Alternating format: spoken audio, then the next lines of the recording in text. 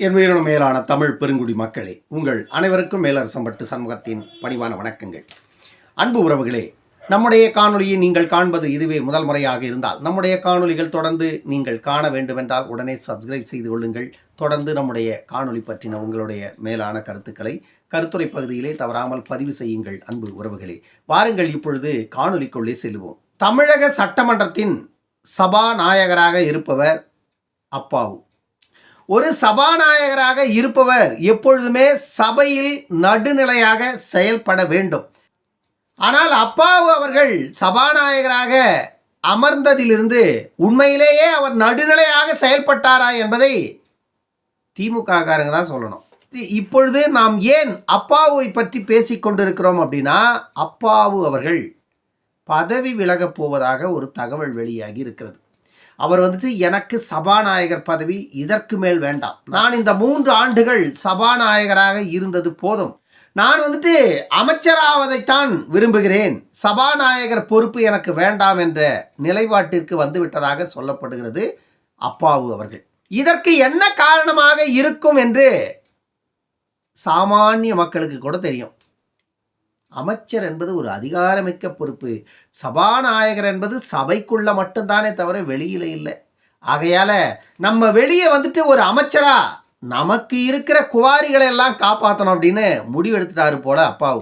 ஆகையால தான் சபாநாயகர் பதவியை ராஜினாமா செய்துவிட்டு அமைச்சராக போவதாக ஒரு தகவல் வெளியாகி இருக்கிறது. வருகின்ற ஜூன் மாதம் 4ஆம் தேதிக்கு பிறகு தமிழக அமைச்சரவையை மாற்றி அமைப்பதற்கான வேலைகளை தமிழக முதலமைச்சர் மு.க. ஸ்டாலின் அவர்கள் முன்னெடுத்திருப்பதாக ஏற்கனவே தகவல்கள் பரவலாக ஓடிக்கொண்டிருக்கிறது. இந்த அமைச்சரவை மாற்றத்தின் போது சபாநாயகராக இருக்கின்ற அப்பாவு அவர்கள் ராஜினாமா செய்துவிட்டு வெளியேற புதிய சபாநாயகராக பெண் சபாநாயகர் வர இருப்பதாக தகவல் கசிந்திருக்கிறது. ஏற்கனவே எந்த ஒரு பெண்ணும் இதுவரையில் தமிழ்நாட்டில் சபாநாயகராக இருந்ததாக வரலாற்றில் இல்லை. அந்த வரலாற்றை இப்பொழுது மு.க. ஸ்டாலின் அவர்களுடைய அமைச்சரவை காணப்போகிறது. முதன்முறையாக தமிழக சட்டமன்றத்தில் ஒரு பெண் சபாநாயகராக அமரப்போகிறார். அது கீதா ஜீவனாக இருக்கலாம், அல்லது கயல்விழி செல்வராஜாக இருக்கலாம், அல்லது தமிழரசி ரவிக்குமாராக இருக்கலாம். இந்த 3 நபர்களில் யாரோ ஒருவர் தமிழகத்தின் சபாநாயகராக வருவதற்கான வாய்ப்புகள் இருப்பதாக கூறப்படுகிறது. தமிழக சட்டமன்றம் ஏற்கனவே பல ஆட்டங்களை கண்டு வருகிறது. திமுக அரசு நாட்களை எண்ணிக்கொண்டிருக்கின்ற நிலைக்கு சென்று விட்டது. ஏனென்றால் திமுக அரசின் ஆயுட்காலம் குறைந்து வருவதாக கூறப்படுகிறது. அதற்கான காரணம் ஒன்றல்ல இரண்டல்ல, பல காரணங்கள் இருக்கிறது. அது ஜூன் 4ஆம் தேதிக்கு பிறகு வெளிப்படையாக மக்கள் பேசுவார்கள். ஜூன் மாதம் 4ஆம் தேதிக்கு பிறகு மத்தியில் ஆட்சியை இழக்கும் பிஜேபின்னு காங்கிரசும் திமுகவும் பேசிக் கொண்டிருக்கிறார்கள். ஆனால் தமிழ்நாட்டை பொறுத்த வரைக்கும் மக்கள் இன்னும் 2 ஆண்டுகள் அதிமுகவின் ஆட்சி இருப்பதால தமிழ்நாட்டு மக்கள் மீண்டும் மத்தியில நரேந்திர மோடி அவர்களே ஆட்சிக்கு வர வேண்டும் என்று தமிழ்நாட்டில் வாக்களித்திருப்பதாகவே தெரிகிறது. ஆனால் தமிழ்நாட்டில் அதிகாரத்தில் இருக்கின்ற திமுக மத்தியில் மீண்டும் பிஜேபி ஆட்சிக்கு வருவதற்கு வாய்ப்பில்லை, இந்தியா கூட்டணி தான் மத்தியில் ஆட்சிக்கு வரப்போகிறதுன்னு இங்க திமுக உருட்டுகிறது. மத்தியில் காங்கிரஸ் ஆட்சிக்கு வந்தாலும் யார் அங்க பிரதமர்னு அடையாளப்படுத்துறதுக்கு இதுவரைக்கும் ஒரு நபர் இல்லை. அப்படிப்பட்ட நிலையில தான் தேர்தலை சந்தித்துக் கொண்டிருக்கிறது காங்கிரஸ் கூட்டணி. மத்தியில காங்கிரஸ் கூட்டணி ஆட்சிக்கு வந்தா யாரு பிரதமர்னு சொல்றதுக்கு கூட இங்க அஞ்சுகிறார்கள். அப்படிப்பட்ட நிலையில் இருக்கின்ற ஒரு இயக்கம் மத்தியில மீண்டும் பிஜேபி ஆட்சிக்கு வருவதற்கு வாய்ப்பு இல்லை, இந்தியா கூட்டணி தான் ஆட்சி அமைக்க போகுதுன்னு சொல்றாங்க. ஆனா இன்றைய சூழ்நிலையிலேயே தமிழ்நாட்டில் இருக்கின்ற திமுக கட்சியை அகற்றுவதற்கான எல்லா வேலைகளையும் மத்தியில் அதிகாரத்தில் இருக்கின்ற பாஜக பார்த்து கொண்டிருக்கிறது. ஜூன் 4ஆம் தேதிக்கு பிறகு மத்தியில் மீண்டும் பிஜேபி ஆட்சி உறுதி செய்யப்பட்டு விட்டால் தமிழ்நாட்டில் திமுக ஒவ்வொரு நாட்களையும் எண்ணத்தான் வேண்டும். அதற்கான காரணம் என்ன அப்படின்னா, தமிழ்நாட்டில் திமுகவினுடைய அதிகாரம் மக்கள் நலன் சார்ந்ததாக இல்லை, மக்கள் விரோத ஆட்சியாகத்தான் நாம் ஒவ்வொரு நாளுக்கும் பார்த்து கொண்டிருக்கிறோம். இப்படிப்பட்ட ஆட்சி அதிகாரம் தமிழ்நாட்டில் இருந்து அப்புறப்படுத்துவதற்கான எல்லா வேலைகளையும் மீண்டும் மத்தியில் பிஜேபி ஆட்சிக்கு வந்தால் செய்வார்கள். திமுக கூட்டணியை பொறுத்த வரைக்கும் மத்தியிலே அவர்கள் ஆட்சிக்கு வருவதற்கான வாய்ப்புகள் முனை அளவு கூட இல்லை. இன்று இருக்கின்ற சூழ்நிலையில் காங்கிரஸ் கட்சி முதல்ல ஒரு வலுவான எதிர்க்கட்சியாக அமருவதற்கான வெற்றியையாவது அவர்கள் பெறுவதற்கு முனைய வேண்டும். நேற்று திருநாவுக்கரசு ஒரு செய்தியாளர் சந்திப்பில் சொல்றாரு, 4ஆம் தேதிக்கு பிறகு இந்தியாவில் வந்துட்டு காங்கிரஸ் ஆட்சி வரப்போகுது.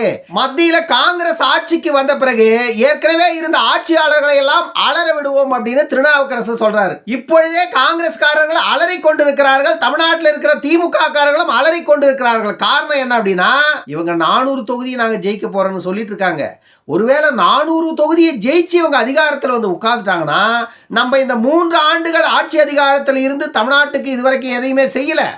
இன்னும் இருப்பது 2 ஆண்டுகள். இந்த 2 ஆண்டுகள்ல நம்மால மக்களுக்கு சேவையும் ஆற்ற முடியாது. அடுத்தடுத்து வரவிருக்கின்ற தேர்தல்களை சந்திப்பதற்கு கூட நமக்கு ஒரு அவகாசம் கிடைக்காது அப்படின்னு இன்னைக்கு இருக்கிற திமுகவை சார்ந்தவர்கள் அலறி கொண்டிருக்கிறார்கள். இப்படி இருக்கும் பொழுது தமிழ்நாட்டில் இருக்கின்ற காங்கிரஸ்காரர்கள் வந்துட்டு இப்படி பேசுவது ஏற்புடையது இல்லை. முதல்ல காங்கிரஸ் கட்சியை சார்ந்தவர்கள் கூட்டணி இல்லாமல் எதிர்க்கட்சியாக அமர்வதற்கான வெற்றியை பெறுவதற்கு முனையுங்க.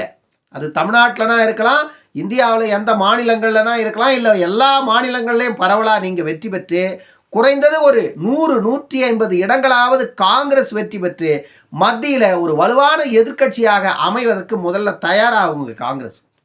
அதன் பிறகு நீங்கள் மற்றவர்களை கோவணத்தை உருவது பற்றி நம்ம பேசுவோம். ஏன்னா இன்னைக்கு இருக்கிற சூழ்நிலையில் இந்தியாவில் எதிர்க்கட்சினே ஒன்று இல்லாத போயிடுச்சேன்னு வருத்தமாக இருக்கு. ஏனென்றால் ஏற்கனவே பிஜேபி 2019 தேர்தலில் 303 இடங்களில் வெற்றி பெற்று அவர்களுக்கு எதிர்க்கட்சியே இல்லாத ஒரு நிலையை உருவாக்கிட்டாங்க. 2014 இதே போன்று 283 தொகுதிகளில் வெற்றி பெற்று வலுவான ஒரு எதிர்க்கட்சி இந்தியாவில் இல்லை. 2019 வலுவான ஒரு எதிர்க்கட்சி இந்தியாவில் இல்லை. 2019 38 தொகுதிகளில் திமுக கூட்டணி தமிழ்நாட்டில் வெற்றி பெற்றும் கூட மத்தியில் பார்லிமெண்ட்ல போயிட்டு உட்கார்ந்து எந்த பயனும் இல்லை. ஆகையால இப்பொழுதும் பாஜக கனவு காண்பதை போல 400 தொகுதிகளுக்கு மேல அவர்கள் வெற்றி பெற்று ஆட்சி அதிகாரத்தில் அமர்ந்துட்டாங்கன்னா காங்கிரஸுங்கிற கப்பல் மட்டும் மூழ்கி போகாது. தமிழ்நாட்டில் திமுகங்கிற கப்பல் வந்துட்டு இனி தண்ணிக்குள்ளவே இறங்காது. ஏன்னா அந்த நிலைக்கு இவர்களுடைய அரசியல் வாழ்க்கை அஸ்தமித்து போயிடும். மத்தியில் வலுவான ஒரு எதிர்க்கட்சியாக காங்கிரஸ் அமருமா, தமிழ்நாட்டில் திமுக ஆட்சி நிலைக்குமா, 4ஆம் தேதிக்கு பிறகு என்னவெல்லாம் தமிழக அரசியலிலும் இந்திய அரசியலிலும் நடக்கப் போகிறது என்பதை நாம் அடுத்தடுத்த காணொளிகளில் பார்ப்போம். இன்னொரு காணொளியில் சந்திக்கும் வரை உங்களிடமிருந்து விடைபெற்றுக் கொள்வது மேலரசம்பட்டு சண்முகம். நன்றி, வணக்கம் அன்பு உறவுகளே.